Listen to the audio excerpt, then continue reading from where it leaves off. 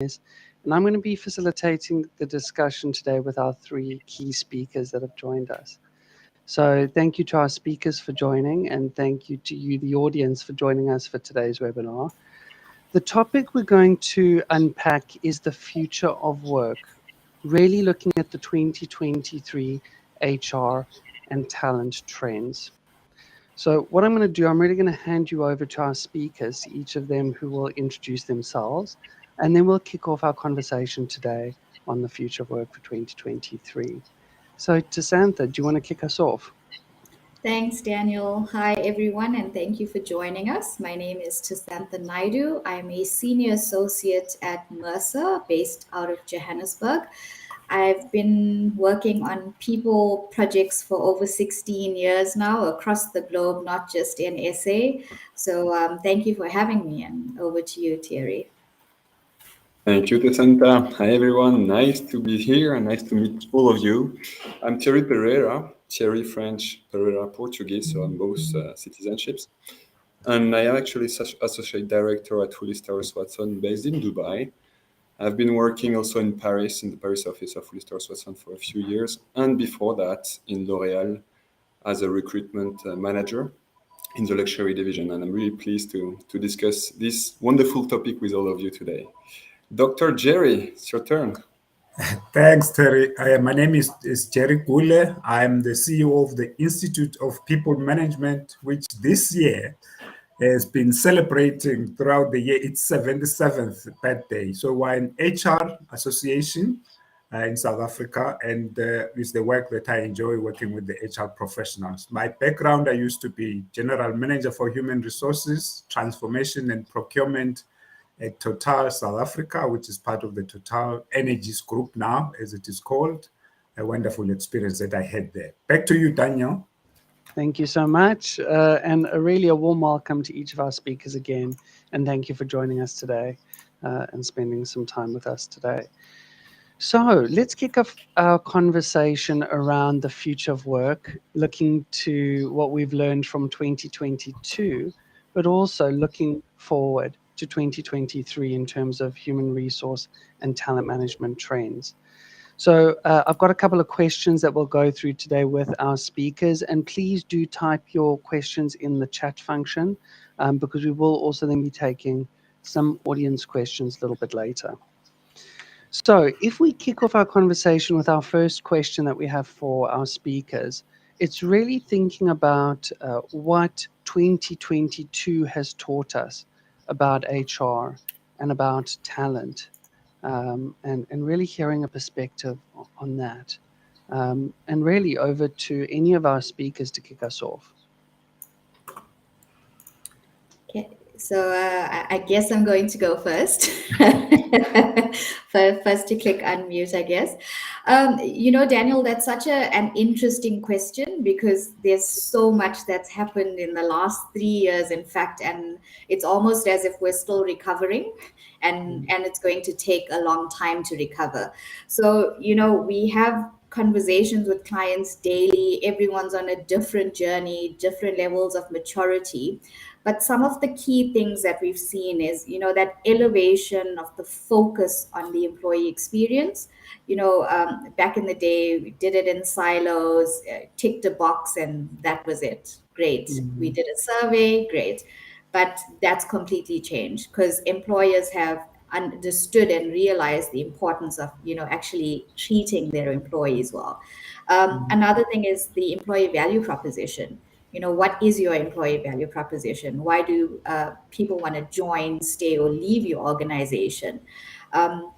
Collaboration across HR, typically, and I can say it from my personal experience, from what I've seen over the years, is that, HR would typically work in silos. So reward would do their thing, org design would do their thing, talent management would do their thing. And now they've actually seen the importance of collaboration across the functions. So what does one HR look like, essentially? And then business taking accountability. So, it's not HR's responsibility to manage your talent, it's the business. So business are now taking HR much more seriously than they did previously, which is great to see. Another thing is they focus on skills. Because you have these strategies, but do you have the right skills and competency levels within your organization? Do you even know what skills exist in your organization? What are you going to need in the future? And I think, last but not least, definitely, this discussion around ESG. What does it mean for you? And sustainability and governance, especially in the people space, has been highlighted. If we look at things like pay parity, attrition, shareholders are starting to look at this now. So definitely big on the agenda. And I'm going to stop talking now and let one of the gentlemen respond. Thanks, Dasanta. Thank you, Dasanta. If I may add, I think it was really great introduction because you mentioned several points that I completely share.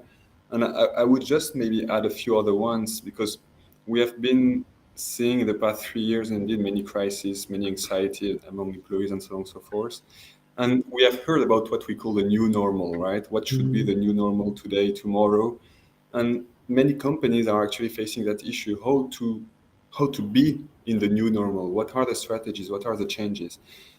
And this impacts quite a lot HR space and also the talent space. And as you said, in that new normal where we will see more flexibility regarding work-life balance, remote working, and so on and so forth. What is the role of HR? What is the role of the management? So this year we have seen also that indeed there is a huge role to be played by HR on this piece, but not only. The whole company has to play that role about processes to be updated, about management to be upskilled. And funny fact is, okay, in the market, because at Resource we launched many engagement surveys. So we have seen engagement actually holding up. When you talk about engagement, it's about rational, motivational. So do I believe in what I do on my daily basis, the purpose of my company? Am I proud to work for my company? Do I like the people I work with, and so on and so forth? So this engagement piece has been holding up. But funny facts, again, on the opposite, we have seen this great resignation happening around the world, not only in the US or Australia and so on. It has happened because of the facts that you mentioned, because of unfairness in pay and equity, because of lack of opportunities to grow up, development, and so on and so forth. And also because leadership is actually facing issues in how to drive the company through the crisis and keep that well-being work-life balance. Because leadership has been focusing way more today on business continuity, more than taking care of the well-being of their employees. And this is actually something that I believe, as you said, we need to work on EVP, on employee experience, which is a great, the most important topic afterwards. Thank you, Thierry. Yeah.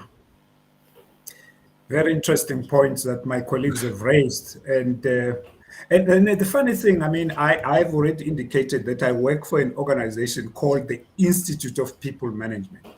And we believe that people are definitely key, and HR plays such a critical role in holding that together. And sometimes they just feel that, particularly in the last 2 years, they're feeling that this is a thankless job. We support everybody else, but no one really supports us. Where do we turn for support? How do we keep ourselves resilient, agile in this when we just get exhausted? But I think the HR teams, in fact, around the world, if you read reports, you read what people have done, I think they've done exceptionally well. Because, I mean, HR has been critical, absolutely critical in holding things together. Management teams turning to the HR professionals to say, what do we do with this? And they have to upskill. And the funny thing is that you had the pandemic and all these changes coming through, yet the laws remained here. So there's been quite a disjuncture, and people have to be very agile in thinking, how do we deal with this problem that has arisen? So HR has really played a critical role in helping all of us to transition from what was to what is today, and possibly to what is going to be in the future. That thankless job sometimes has been really, really critical. I've met a lot of HR professionals We during this whole process, in webinars and meetings and stuff like that, and I think they've really played, as Tessenta said, they've been elevated and they've played quite a critical role. But not all teams. I mean, teams are at different stages of development, so not all teams have risen to the occasion. That's for sure. And we need to bring that credibility. That just on talent, before I preach here and get to what has been fascinating in the last 2 years, and I think it will continue, is the fact, I mean, Terry has referred to the so-called Great Resignation. I think talent has shown us that if you don't create what Tessenta mentioned as a correct employer experience, people are going to vote with their feet. Talent is mobile. Talent can work anywhere. I was talking to a colleague, her daughter used to work in the US, South African, and when the lockdown came, the daughter came back home, and now that things were seeing green shoots, things are easing up, she's off to Thailand. She's just not about to work here. This is a highly talented individual. But the young people in particular, even the old people, us, dodos, baby boomers, we look at this and say, I have the skill, I can work anywhere in the world. So that's been very interesting. And I think organizations need to think about that. How are we going to hold on to the talent in a manner that shows the talent that we're valuing them, not as slaves, right, to our organizations, but in a manner in which they feel they are valued. Back to you, Dan.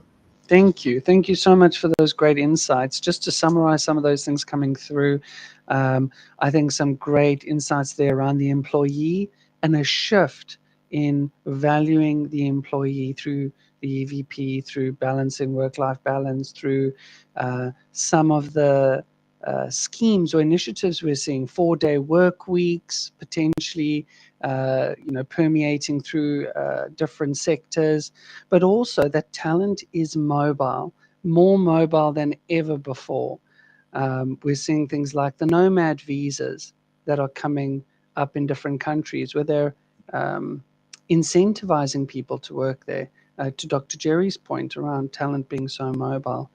And I guess the last summation there before we move on to the next question is just this volatile, uncertain, complex, and ambiguous world that we're working in, this VUCA world. It's certainly here to stay. I guess we're not really seeing, what tomorrow is going to bring or what next month is going to bring or even 2023. So we can learn some great things from 2022. And plan for 2023. But like Dr. Jerry said, that agility, that resilience is so critical for organizations, but also for employees. So some great insights there, and thank you. The next question I have is really around then if we shift that lens more strongly towards the employee and more specifically that EVP, the employee value proposition, how can organizations strengthen their employee value proposition in 2023? Can I take that first? Over to you. Sure. For me, I always say sometimes organizations act stupidly. What do I mean by that? We employ people, of course, the whole variety, that that scale from that bell curve thing. We employ smart people, average people, any person is an employee. But we then start your question around how do organizations strengthen this? For me, the first thing that we should be doing as organizations, I mean, these two colleagues here, they in the assessment analytical space, what's happening we should ask employees, that we should ask the people because they know these are adults. They are not children. We should ask them what would work for them, what would bring the best out of them. It's a simple thing. Ask and listen, get the answer, implement the answer. That for me is the shortest way to get. You don't even need consultants. Consultants help you. Otherwise, my colleagues will be out of a job.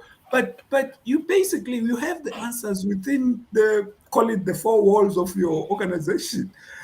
That's how you can strengthen the EVP, because they will tell you this is what works, this is what saps energy from me as an employee. But if you do the following things, I'm going to be like walking on water for you. Terry?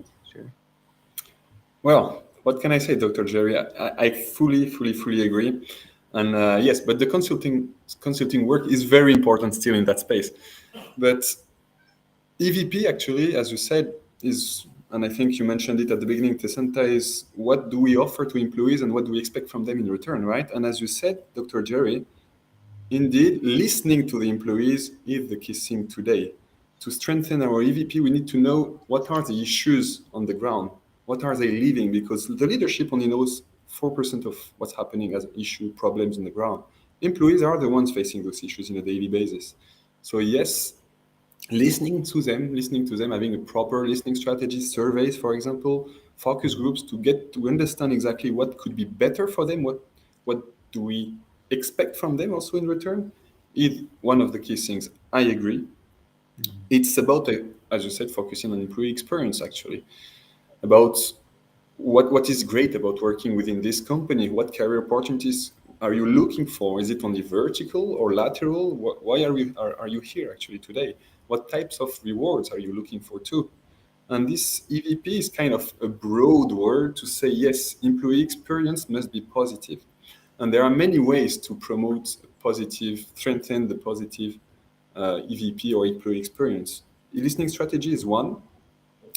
A bit earlier, we talked about flexible work. Yes, it's today one of the top factors of attraction. As you mentioned, Daniel, you said today we focus on in some countries on maybe working only 4 days a week. I wish one day we will work only 1 day a week and be as efficient as we are today.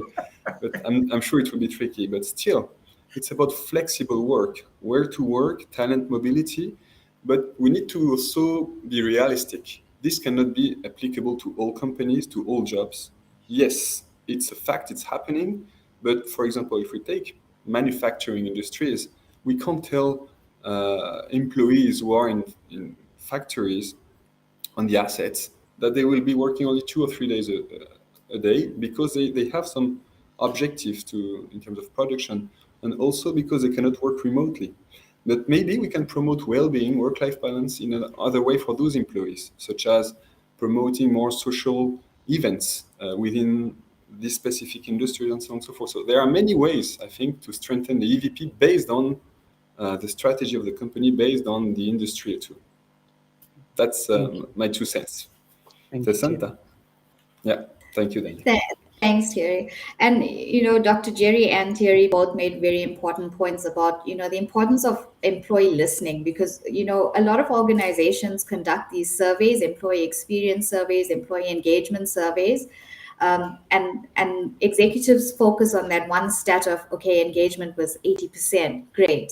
But what about the information that the employees are actually telling you about what's working and what's not working? So are you looking at the things you're doing really well and the things that employees are telling you that they want to see change or improvement? And I also want to call out that, employee value proposition, if you look at it holistically, we speak a lot about benefits and compensation, and that's just one component of it. Because if you look at the employee value proposition holistically, if we start from the top, what is the purpose? What is that unique proposition that the organization is making to the prospective employee or the employee themselves? How do I connect to the company? What is the vision? What is the mission?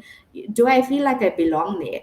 And then if we look at the level below, in terms of career and well-being, what is the organization doing to create that differentiated experience? So, is the organization going to support me on my career journey? Do they have things in place to help me? Do they know what I want to do?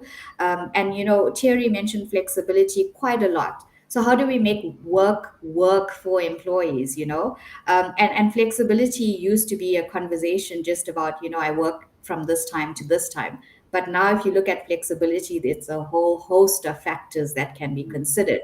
Where do I work from? How many days a week do I work from? What are my hours? Can there be rotation in terms of flexibility? And then lastly, if we look at, the compensation and benefits, what is that competitive edge?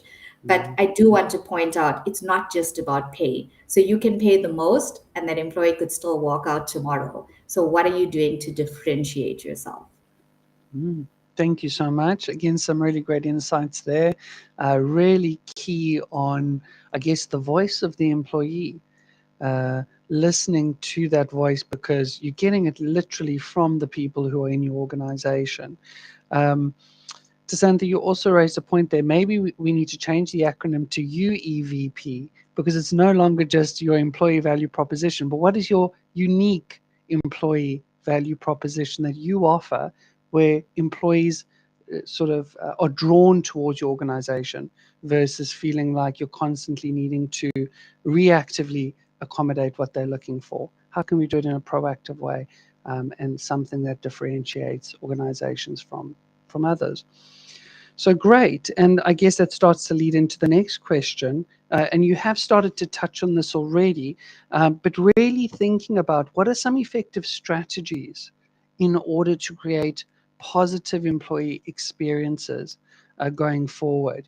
Once we've gathered that data, once we've listened to employees, and whilst it won't be a one size fits all, what have you seen work in each of your experiences in creating positive employee experiences? If I may start for now, and I think the three of us have many things to talk about in this specific topic, because when we talk about strategies, again, there would be plenty of strategies to create a positive employee experience. So I will elaborate only on a few, and I will let Jerry and Dr. Jerry and Tasantha to continue, right? But the 3 past years have been really, really, really tough for most of the organizations and employees, right? So I think the first thing to focus on is well-being and work-life balance. I mentioned it again and again, but it's very important because it's about having an organizational, healthy, I would say, culture too, because it's linked to culture. And when we talk about well-being, it takes into account several factors. It's financial well-being for our employees. You mentioned it, Tasantha. It's of course about pay, rewards. Am I paid fairly? Am I paid enough? And so on and so forth. But not only, this is not the only drivers of attraction or retention. It's also about physical well-being. It's also about emotional well-being. It's about social well-being. So all these buckets that we need to put together as a kind of a well-being strategy that organizations should focus on. Because today, again, I do believe, and from what we can observe in the market, most of the companies are still focusing on how to sustain through the crisis, and HR have this responsibility to sustain engagement through the crisis. It's a lot for HR people. It's a lot for the function itself, and it should be a business thing, as we said. So yes, we need to promote more well-being. It's about flexible office. It's about socializing a bit more at work, and so on and so forth. I mean, it's also about upskilling our management. I think we are today lacking still in the organization of taking the time to train our managers to face this new reality. Hybrid work is the norm, but not for managers. How to deal with it? Because when we talk about, again, certain managers, they are struggling. I did see a client 2 days ago telling me, okay, so I'm managing a team of 10 people, which is normal span of control for a manager with average. 10 people, but 6 are always coming physically, 4 are working remotely. When we do actually meetings, it's hard to get everyone in the same room at the same time because some people have different reasons. And they are all justified, these reasons. But still, we need to train managers to be able to actually focus on the business continuity with this new reality. But it's also about careers. It's also about total rewards. And when we talk about careers, it's okay. Tasantha mentioned it. This is a factor of attraction for employees' careers. But how to strengthen our career strategy as a company? First, vertical promotion is not the only word. And companies today are doing more and more updates in that strategy, which is, for example, reducing the layers to ensure that we can have a more visibility, clarity on how to promote careers internally, vertically, and also laterally. And this is something I think could be also a great value for the future. But I'm sure Tasantha and Dr. Jerry will add many more insights. I can go next before Dr. Jerry, if he doesn't mind. I think we speak about a lot about the employee value proposition, the employee experience, and at the same time, as the employer, what does that mean for you? Because of course, you want to give everyone the world, but realistically, you have to have things in place. So, from an employer perspective, what outcomes do you need as an organization from the employees? What do your employees value?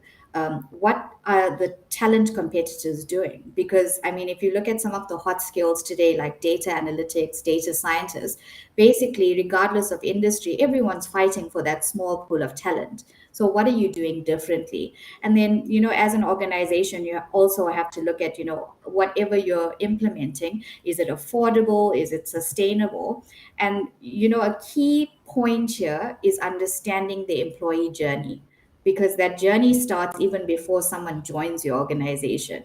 If they're just considering joining, why would they consider it? Remember, people do a lot of research before they apply for a job. They're not just going to say, okay, let me just go and apply for this. They're going to understand the company, look at the background, if anything good or bad happened, so what does the organization have to offer me as a prospective employee? Do I have the right skills? Will I fit into that culture?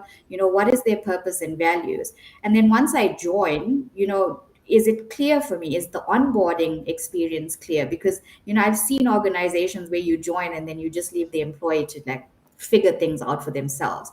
Now, what does that do to the person who's just joined, having to figure out this big world? What system do I use? Where do I need to sit? Do I have a laptop? Sort of things like that. How do I navigate my way through the organization? And then engagement, which we've been mentioning quite often. What's inspiring me as an employee to deliver an excellent performance? Or do I just float and exist in the organization?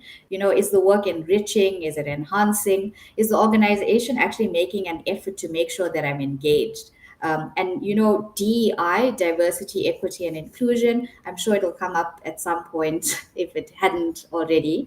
But we talk about these things, diversity, we're pushing numbers. But when we talk about inclusion, it's the experience. So are you pushing numbers, or are you pushing that experience? And I think that's a very important consideration when you're looking at the journey. And then development. How do I develop my skills within the organization? Am I enabled? What skills are required? So is the organization transparent about what's needed? Do they know what's needed? And that point about HR partnering with business, truly partnering with business, to define that people strategy, because you shouldn't be doing it in isolation. What are you working to achieve? And is it clear for me as an individual how I grow and progress in my career within the organization? Are there opportunities? And when we talk about recognition, it's not just about getting a payment or a present or a prize, but it's merely being recognized for my effort. So if I did a good job, is my manager going to say, actually, well done? You've done something different, you're contributing. Let's encourage the team to do the same. And is it clear when I'm performing well? So if we have a performance management program in the organization, is it being implemented fairly across the organization, or are there still bits and pieces of I really like this person, so they're going to get a good rating? And then definitely in terms of the exit process. So when someone leaves your organization, it shouldn't necessarily be a negative experience. So you should be supporting employees, but at the same time, how should I feel when I leave? It shouldn't necessarily be negative. And do I want to come back? Do you want the employee back? So I think understanding that journey is critical when you're doing anything related to the employee. I like that. Dan. I think those my colleagues have mentioned some very, very critical points. I just have 3 points, and they've been in one way or the other have been mentioned. Leadership is key, right? Second point is that what kind of work arrangements and the work itself, because remember the point here is around the work experience. That's only the employee experience. what do the people experience? I mean, work can kill you. How is it arranged? How am I supported? Is this whole, call it the flow of the work, is it supportive? So we also need to look at the work arrangements that we have, the support. And the support here, this is what the point I want to make. The employee experience is not just based on the leadership of the organization. I always ask my audiences, what kind of a work colleague are you? Are you the toxic one that repels people from you? People don't want to work with you. And there you are creating a negative experience. The energy that you exude as a person.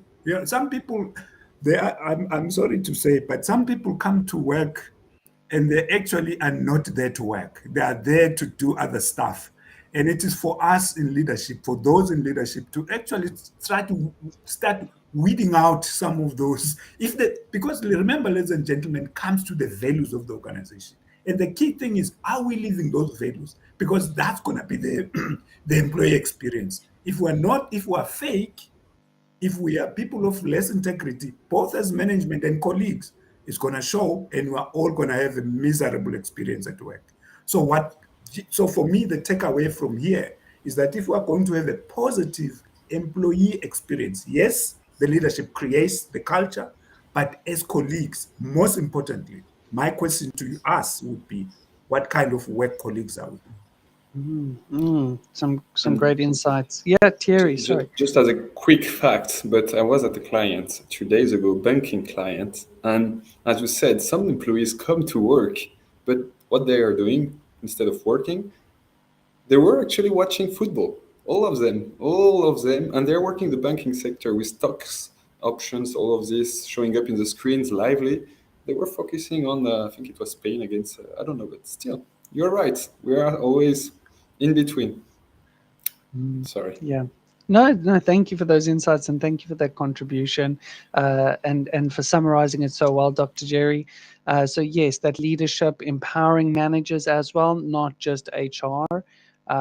The criticalness of that HR partner. I think sometimes people forget, just like a finance partner, just like other business partners, HR is that, your specialists relating to people and employees. And the only other one was then around those crucial conversations. If you need to have those difficult discussions for people that are maybe more toxic or people that are not doing work but watching football, having those critical conversations, because otherwise nothing's going to change. And speaking about change, we've actually had to deal with quite a lot of change over the last, some would say over the last 2 years, but actually within the last 6 months, we even know there's been a great deal of change. What is the key to a successful change management initiative, or what is the key to successful change management? I guess I'm going to go first with this one. So, Daniel, I think the biggest mistake that a lot of organizations make is bringing change management in too late in anything. Because essentially, when you look at any change, it's, helping that transition from the existing state to the desired end state, right? But in between, there's going to be a lot of roadblocks. Of course, people are naturally change resistant, not everybody, but you'd have different segments within the workforce. So, when we look at change management, people feel an impact. Thierry mentioned the bank, right? If you look at the banking environment, you have individuals who've been there for like 30 years. Now they've been doing the same thing for that 30 years. And then you come in and say, actually, here's a new system. And I hate it. I don't even know what it can offer. I don't know that it'll make my job easier, but I hate it only because I don't understand what is changing, how it's changing, and what it means for me. So for me, what is critical is that when organizations are doing anything to change the way they currently work, is to involve change management or make sure that there is change management from the start, because even leaders are resistant. And when you have a resistant leader, why is it an expectation that the employee must be, accepting of this? So, understand, excuse me, understand who your stakeholders are. Make sure you do that segmentation. I'm not saying you're going to have individual approaches for everyone, but you're going to have different approaches for different groups. So that transition, that experience is different for those different groups. So make sure that you're equipping them and empowering them and educating them throughout the journey. So do it with them, not to them. Some powerful words there, Tasantha. Thank you. Dr. Jerry, Thierry? If I will let Dr. Jerry speak as a second. Thanks, Terry. Yeah, change management sometimes is an afterthought. You know, we think of all the strategies, the things we want to do, and we actually can get started. As Terry, as Tasantha says, if it's not embedded in the process from the onset, that we know what we're calling for is change, therefore we need to prepare, we need to let people know. What I would say is that a winning strategy for change is really the intentionality of saying we don't intend leaving anybody behind, meaning we will explain very clearly why is it that we have to change. I mean, the thing hasn't changed. What is the burning platform? And do we see it the same way, or other people are not seeing the same thing? So it's important, I think, the communication around the rationale of why we need to do what we need to do. Unfortunately, it is painful because you have to explain yourself, not once, not through a memo. Sometimes you need to do a face-to-face, and you have to go over the same kind of message until you have answered the question. Someone has said, it's not really resistance when you bring about change. It's just a human reaction to something that is happening. It's normal. But the thing we get impatient, and I agree with Tasantha, we bring this whole thing around. Oh, by the way, we need to make sure that everybody gets on board this moving train. But maybe it's too late. And therefore people have seen this stuff happen and they're not sure why should they buy into this. So I think early communication, being intentional about it, involving people. I found involving people from across the ecosystem of the organization actually does work, and giving those different parts of the organization responsibility for certain pillars of the change so that people own the change. It's not just being driven from the top. They understand it. Fact is this, I mean, it's human nature. You will have early adopters, you will have your laggards, but they are all your people. You want to bring them along. So communication is key. Fully agree again, Dr. Jerry Tasantha. And well, I think we are all in a big agreement since the very beginning, but I wish I would share other insights too, because I think you mentioned it, of course. Change management, Tasantha, you said, is always late. It's true. Always we do see it happening too late. And then there are the issues that Dr. Jerry mentioned too. And I think the key word here is anticipation. What's going to happen? We need to anticipate what will be the impact of such change. And we all know the change curve, right? We need to ensure that this change curve will be the least negative possible. And this is about communication, this is about preparation, anticipation.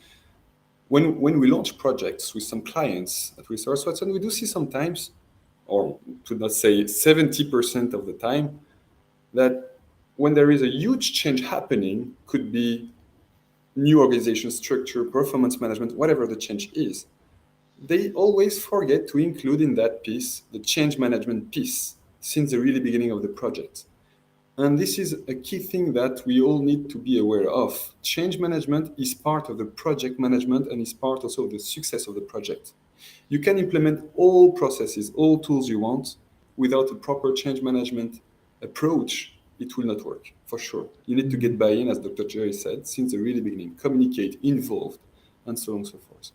And what we have seen in the market, what distinguishes kind of what we could call the change masters organizations were thriving in this period of disruption compared to the other ones, to the other companies who are still a bit disrupted, the fact that they are doing a really good anticipation of things when they promote some projects. For example, when they work on prioritizing well-being, again, this is a key thing. When they prioritize what will be the impact, emotional impact of this change to the employees, It's about well-being. When they prioritize this about what could you do to feel better through the change, who could support you through the change, what should be the direct answers we could provide you, and so on and so forth against the change. This is key. Those companies are putting on the top the prioritization of well-being, are putting on the top the fact that they should upskill also their managers, because management, again, is a key layer to manage change. We have change agents when we create a project, and we have these change champions and so on and so forth will be following the project until the end. But actually, the ones who are facing, again, as I said at the beginning, the issues are the employees. The ones who are facing the employees on a daily basis are the managers. And those managers are the first layer to manage change in a daily basis. But again, they need to be trained for that. They need to be supported by the management, by their managers, the leadership, and also by HR. That's where HR plays a really key role in change management too. Thank you, Thierry. And Daniel, if I can just add, so we collect a lot of data annually globally, and we have data showing us that there's billions of dollars wasted annually on system implementations because they don't have buy-in. So that just goes to show how important change management is. And then I saw a comment in the chat, people just need to accept change. I think you need to be very empathetic with change, and depending on what that change is, because if someone has been in a job and you've now automated 50% or 60% of their job, there's that fear that they no longer have a job. So what does it mean for them? So with any change, any big change, there has to be an element of empathy, because people are impacted, whether it's good or bad. Thank you. Some great insights, and also thank you for the audience who are typing comments in the chat. That's really great. Summarizing some of the points is really not assuming that leadership is on board, not making the assumption that the change is from leaders downwards, and not necessarily anticipating or recognizing that actually those leaders could be resisting the change themselves. And to Dr. Jerry's point earlier, if they're one of those more maybe more toxic, more complaining, it will permeate even more so than having an individual lower down, perhaps speaking out.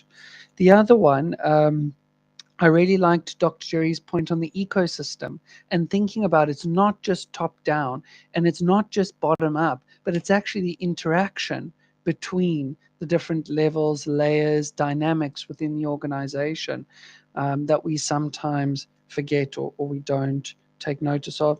And finally, I think it was a resounding point from all three speakers about not leaving it too late. A lot of people make the assumption that, oh, it'll be fine, we'll manage the change okay, and it's more reactive. But actually, the need to think about change in any project we're rolling out, no matter how big or how small. Because we also know there's those incremental changes that sometimes lead to change fatigue too. So great points there. Before I move on to the final question, I'd like to ask the audience to please, if you haven't already, start typing in some of your questions for our speakers today. We're going to move on to our final question in a moment, and then we're going to pick up some of the questions from you as the audience. Okay. So to each of the speakers, what are your final thoughts or your final recommendations leading into 2023? If you could leave the audience with one key thing to focus on in 2023, what would you suggest is that one key thing to focus on?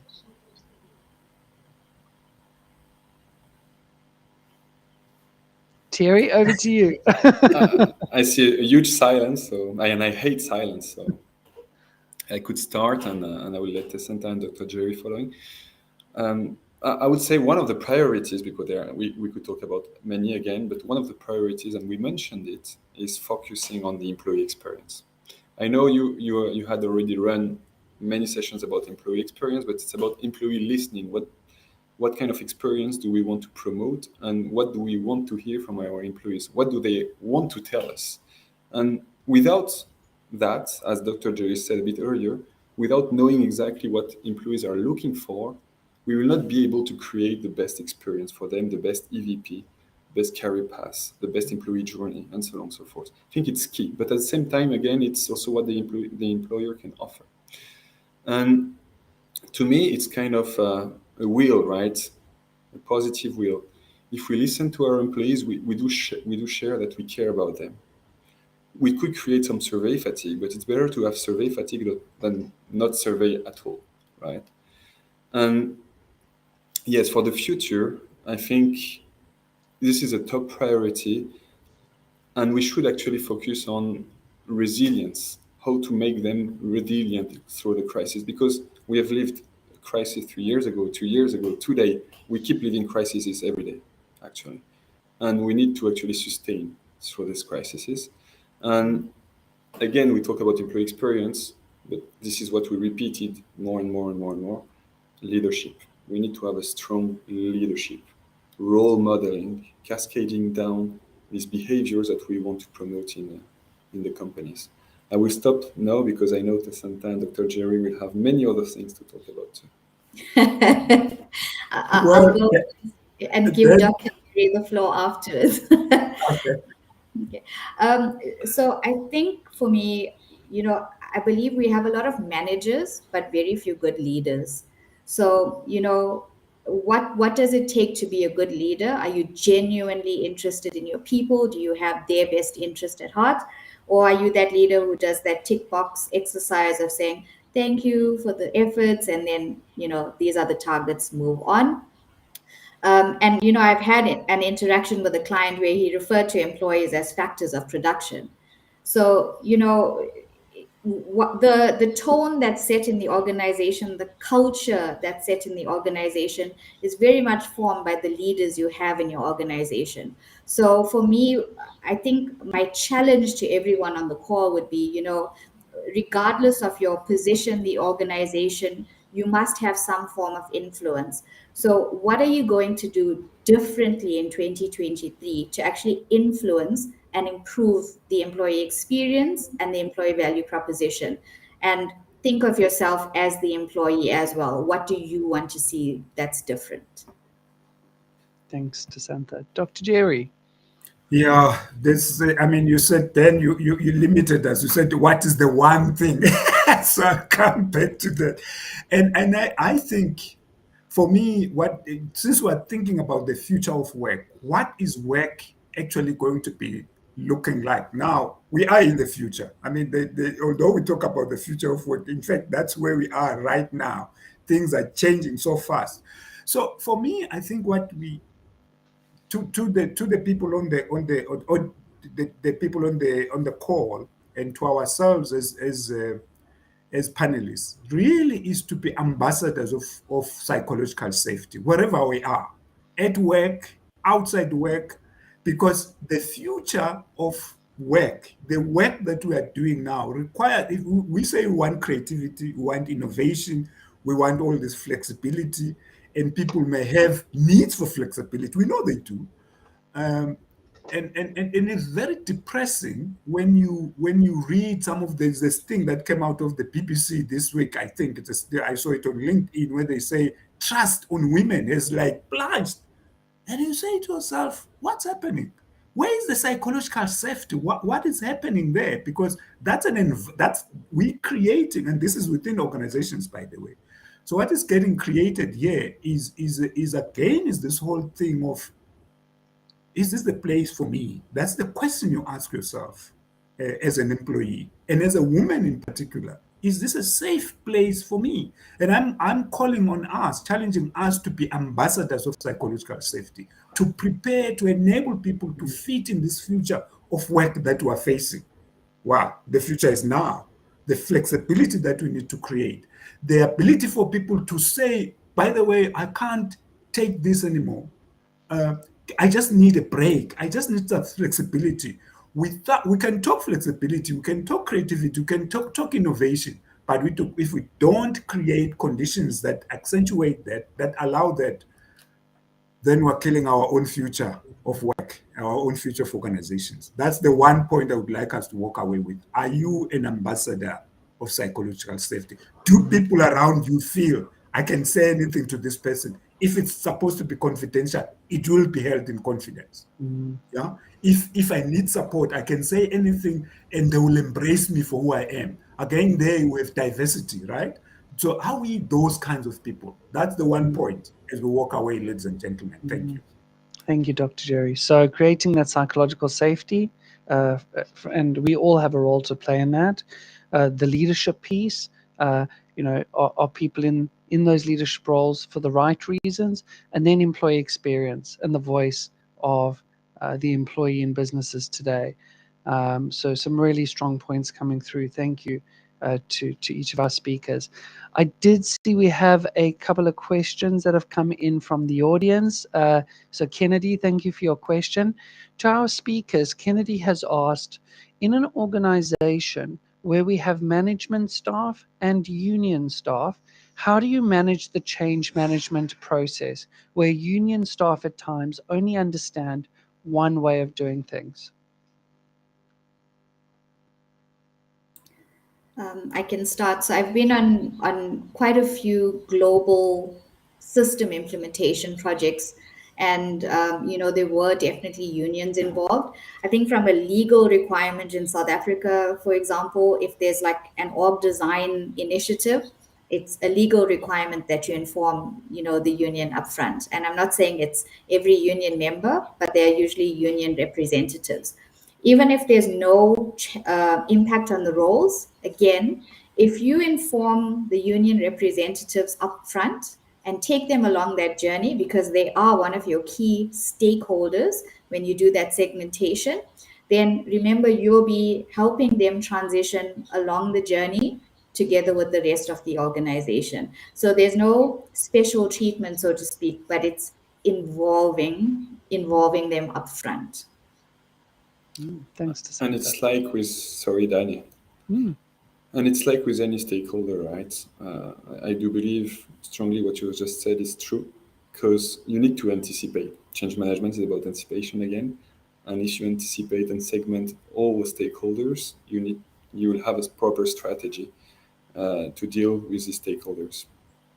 And unions is one, but you could have external stakeholders about regulations in the market and so on and so forth, which could also prevent you to run your projects. But indeed, it depends on the countries, the regulations of the countries, the laws, depending on the unions, how they interact.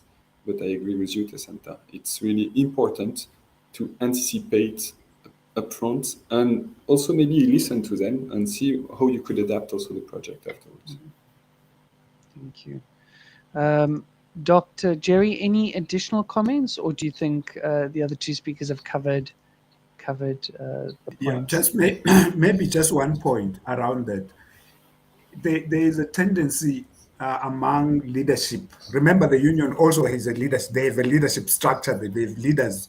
So both sides, the management side and the union side, is to talk when there's a crisis. That's what tends to happen. That okay, we're engaged because now there's a crisis happening.